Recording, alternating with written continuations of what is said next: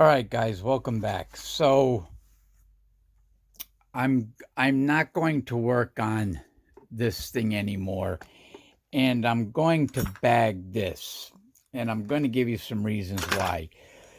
It was pointed out to me by a viewer. I think his name was Rob Hash, or a comment that he made, which was right on. He said, "What I should have done with this was weighed each of these and got them to have an equal weight by either adding or subtracting more resin," which is why I don't like using non 3D printed parts, because at least with 3D printed parts, I could more accurately get the weight down. The sizes are within 0.2 of a millimeter, which is acceptable for this type of work. And so what I was going to do was try to take these out and 3D print a stud or a pole or a stem, whatever you want to call it. And I haven't even tried that because I know it's going to be really hard to take it out of here, because I use that acrylic glue and it's really, really good. So instead, I reprinted a 6-pole rotor to avoid the issue I had with this guy not having, north, south, north, south, north, south, having 2 poles of the same polarity next to each other, because it's only 5 poles, which I don't like. And what I'm going to do was I printed out a bunch of these, and these will fit inside there. And then these will go on here. This will actually get press fit down to about that much. And what I've done was I've made these with a 12mm hollow hole that goes almost all the way to the bottom. I'm going to fill this with resin to the top. These are all printed exactly the same. Fill this with resin to the top. Put that in there like that. Put this guy on there with the screw that goes through the magnet into the resin. And I was thinking maybe I'll make it so that it actually goes into here, although it's not going to be held very well because this only has 25% infill. So I think this is going to work well. So like that, and then this guy will go on there. Let me see if I can, like that and like that. I think this is going to work well. And again, I'm going to fill this up with resin. In the meantime, I'm going to take all this down and I'm going to try to get my maglev going. I don't know if you remember from a couple of videos back, I redesigned, I don't know what I did with the actual rotor. I got to find it. Yeah, I redesigned the rotor to only have 2 poles instead of the 4, because Sky Collection told me that was what was probably happening was I had too much magnetic flux and it was interfering. I'm also going to make it much wider so that the rings on the end, right, don't interfere with the rotor, because that was definitely happening. So let me get this stuff down and find the other rotor. I don't know what I did with it. I know it's around here somewhere. And try to get that guy going. I also have to, at some point, fix this circuit. I don't know what I did, but I blew the capacitor. I think I had something wired backward, and all of the current was getting pumped into the capacitor. Too much was getting pumped in, and it blew. This is an easy fix. And I've got several of these, but the maglev is going to be run by this coil, but with the newer Hall sensor that I have, which is going to be really great. So stay tuned. What I'm also thinking about doing is using one of these VCR bearings. These things are freaking sweet. Using one of these with this, I'll have to figure out how to connect it, because this is connected with the 4 screws there. Yeah, because I'm not sure about the Maglev with this, but this guy is, I mean, these bearings, I mean, the Maglev works fine, but these bearings, these VCR bearings are freaking incredible. I mean, a slight spin and it just goes forever. I think I can get some horrendous speeds with that. All right, let me get going. Stay tuned. So amazingly, I'm able to get these out, or at least 2 of them so far. It takes a lot of pressure. I had to put it inside my metal vise because it wouldn't work in my wooden vise. And I had to clamp it down and then give it a hard thrust, and it will come apart. It really takes a lot of force. There's no way that the magnets would have flown off of that. But again, I don't like using non-3D printed parts because, as Mr. Hash pointed out, I think that's his last name, the weight difference of just the different, the different areas of the pipe. I'm sure it's not made to, macro level tolerances, plus, the minute height differences and the differences in the resin, the differences in the plugs, because a couple of them I didn't even have plugs in. I just eyeballed it. Yeah, that's no good. But I think I can salvage this rotor. So just a little side note. Oh, and I did find my new Maglev, which has got really powerful bar magnets in there. All right, stay tuned. All right, so I've got the new acrylic, 1/2 inch, which is nice and sturdy. And, I still may take what Magnetics Attractus, or I think his old handle was G-Law, said, and that's to laminate this to a piece of nice hard wood. I still might do that, but I can see that there's no real attraction. So that's going to be far enough, I think. I mean, I can feel a little bit if I pull that way, but not much. So I think that's going to be long enough. All right, let me get the grunt work out of the way. Stay tuned. So I'm trying to decide whether I should cut this in half, because I really don't need the whole thing. Here's the 4.5 inch mark. This is 9 inches.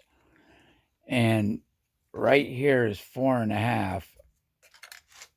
I think that's plenty of space.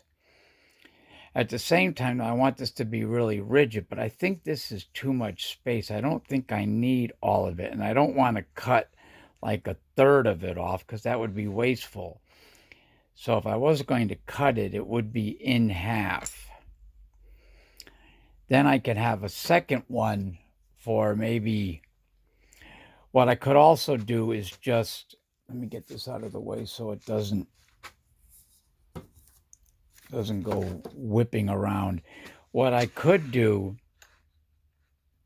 is just build it on half of it, and then if I later decide, I can take it off and cut it in half. This way I'll have like a platform to work with when it comes to the coils and the circuits. And so I think that's what I'm going to do. So see, I like talking to you guys out loud, because then it helps me to figure out what I'm going to do. All right, I think that's what I'm going to do. Stay tuned. I've often thought, why don't I take you guys through the actual build process? But most of it is really tedious and boring, and a lot of it's hard. Like figuring out the exact size of these holes so that when I screw these screws in, it doesn't crack the acrylic. Because there's a size that's too big where it's too loose, and it's too tight where it'll crack the acrylic. And also, these are the hardest things to get into acrylic. They are a pain in the ass. You have to drill it just right. And so I have to use a lot of test pieces of acrylic, which thank God I have a ton of. And, oh, look at that, huh? Pretty cool. So, yeah.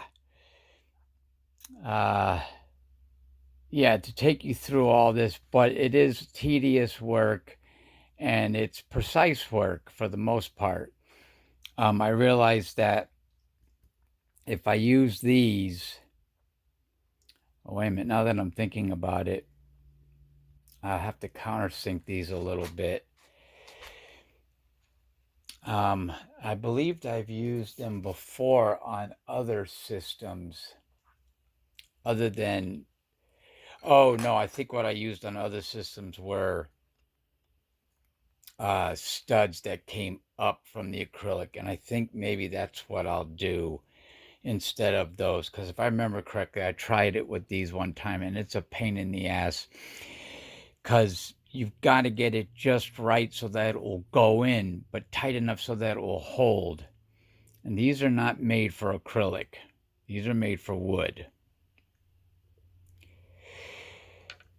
But let me see. I'm going to do a test piece, and I'll countersink it and see how it goes. Stay tuned. I'll show you the test piece once I get it done. Stay tuned. Yeah, so I quickly realized why I don't use those. Number one, they're for wood.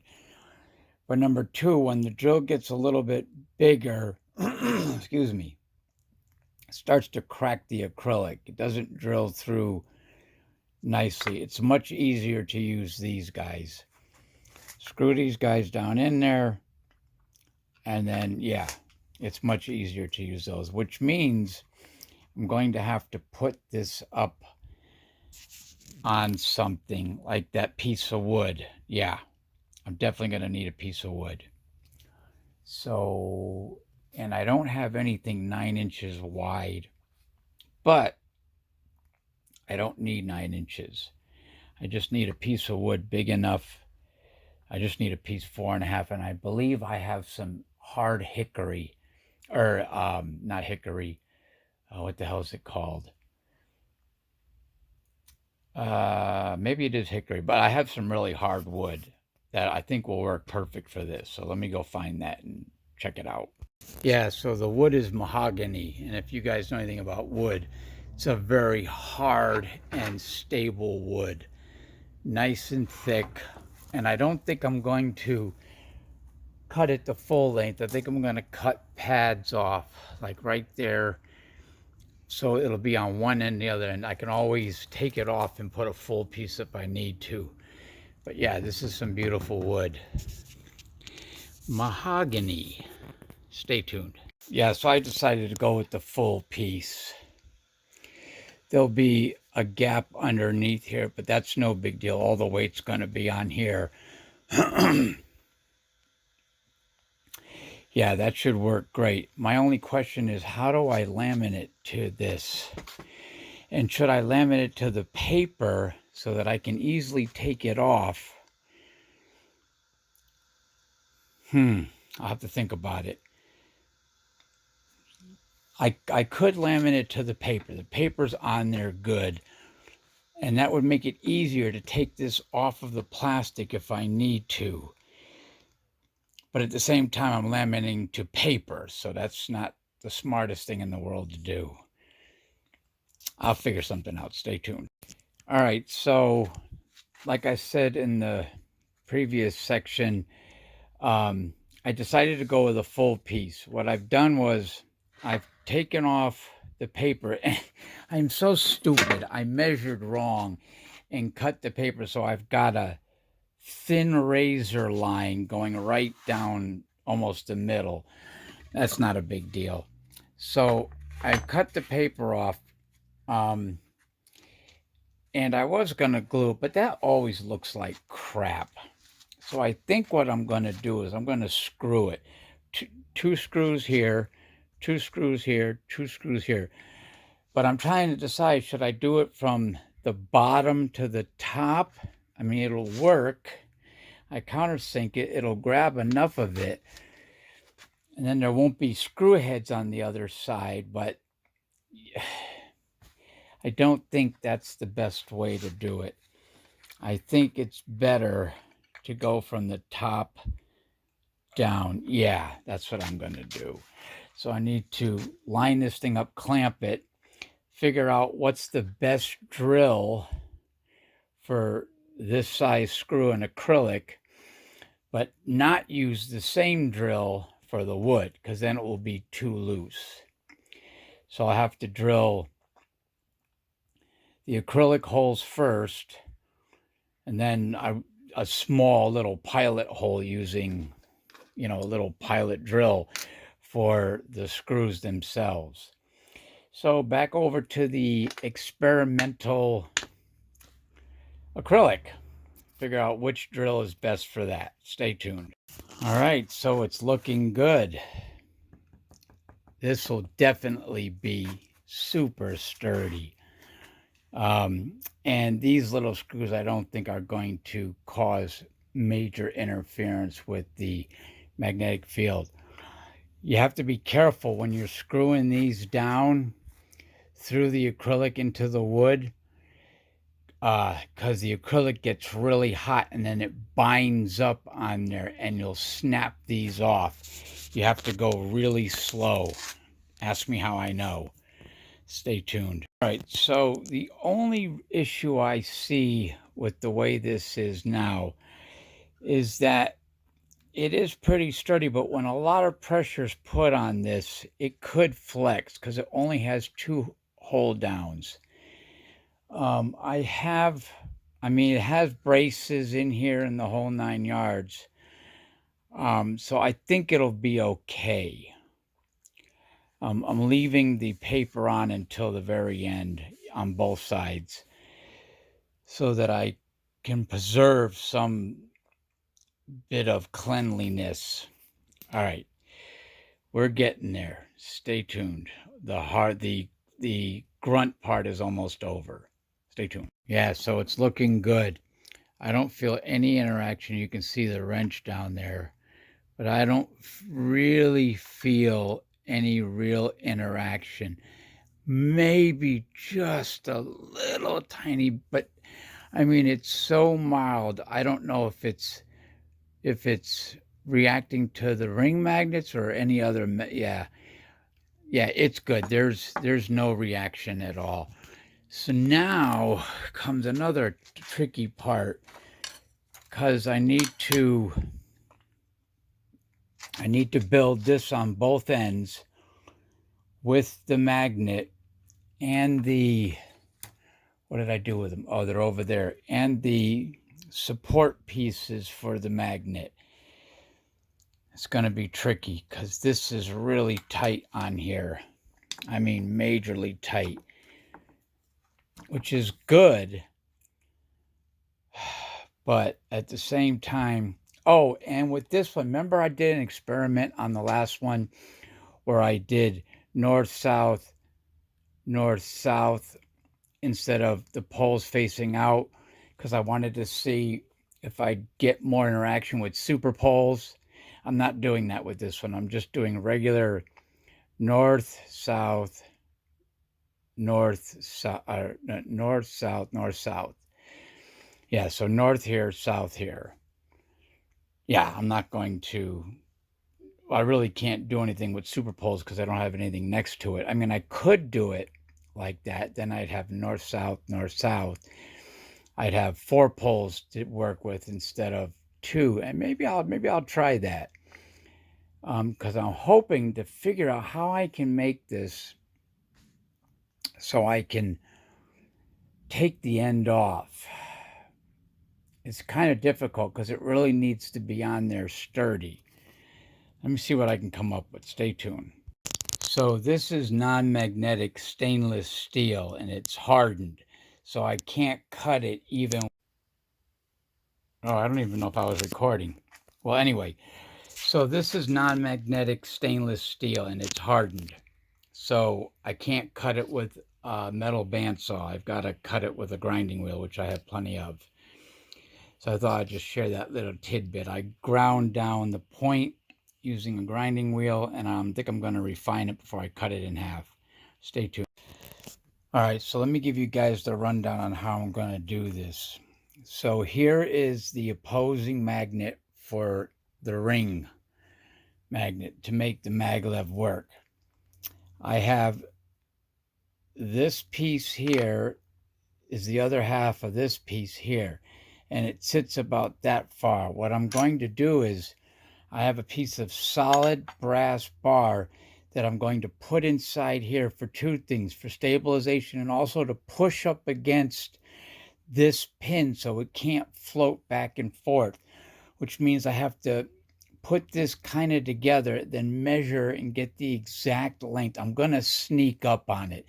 I'm not going to try to get it at the first shot because, yeah, I'm going to sneak up on it. So I'll slowly but surely cut this down to size so it'll fit in there, push up against the back of this, the pin that goes in the back there. And these are the end caps that hold everything together. They're pressure fitted, but I'm going to need to glue that. There's no way. Yeah, so let me get, this one is too loose inside here. I took too much of it off and it's too loose. Whoops. Don't you go over there flying towards that magnet.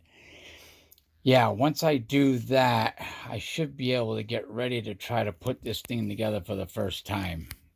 All right, stay tuned. All right, so while I'm waiting for some parts to print out, because I couldn't find all the end cap parts, I want to show you a new toy that I got.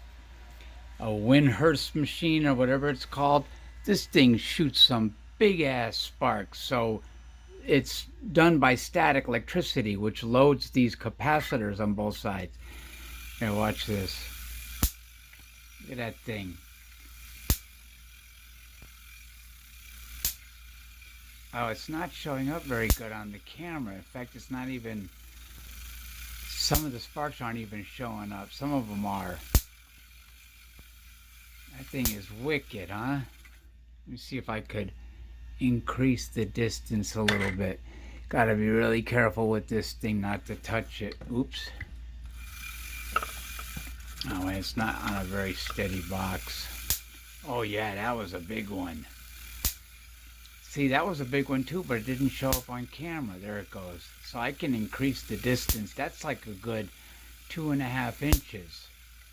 Look at that thing. That thing is wicked. So it's charged up right now, so I need to short it. There it goes. So yeah, I just wanted to show you guys that new toy. I like buying these and then seeing how they're made and seeing if I can recreate them. So this is a very old device. These are Leyden jars or Leyden jars. And let me see if I can push that down on there. And it gets the static from these little brushes and these pieces of aluminum foil. They build up on there, then they come over to these pins on either side, that pin there, that there, that there, and go into the Leyden jar, and then, or the capacitor basically.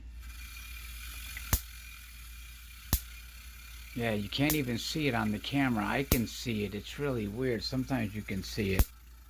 See, like right then, you can hear it. Let me short it up. But you guys saw some of the bigger sparks that I made. Yeah. Anyway, I just wanted to show you that while I'm waiting for my parts to print, which I think are done.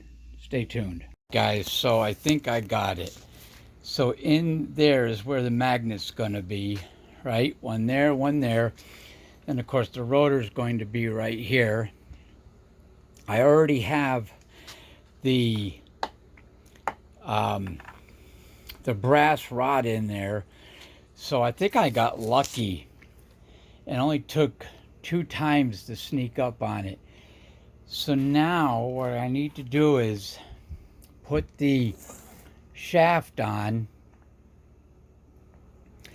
and then put the end magnets on and get everything glued up and let it sit overnight.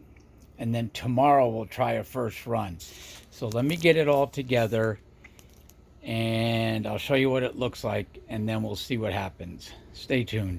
All right, so this part's a real pain in the ass because I would like to have one solid metal shaft, preferably non-magnetic stainless steel, but I can't get my hands on any of that stuff. And I also don't have a machine shop that I can easily get one, so I can have a solid bar with a step so the magnet can go up against it. So I've got to come up with these clever or not so clever ways of doing this. Uh-oh. Let me make sure that that is. That's right. That's just a back plate. There's a step that it sits in. I don't know why this one is so much looser than this one. That's all right. I'm going to let all this dry. I glued the metal rods or the stainless steel rods into the into the carbon fiber housing, which will then go in here and butt up against the brass rod in there. And once that all dries, then I can slide the magnets on, which will go on this end right here. But I got to figure out, I always forget. Oh, I got to glue these in too. These are loose. This one's nice and tight, but I got to glue this guy in. I don't know why it's so loose. Anyway, yeah, I would love to get my hands on a machine shop to do all that, but I don't. So I have to make do with what I can figure out. This guy came out nice, the base, but I do see a flaw. When I press down on this, it tilts, which I kind of knew. So I'm going to cut out a couple of feet or print out a couple of feet to go on the bottom there. And then when I get this thing installed, I think it's the same pole on the outside. I've got a couple of samples. Oh, I've got my old maglev that I can just check. So I make sure that I put these magnets on the right way, because the last thing I want to do is put it on the wrong way. And then, yeah. All right, so I'm going to let this sit overnight. Or actually, I may put the rest of it together, or at least put these in there, these guys, and then let it sit overnight. Stay tuned.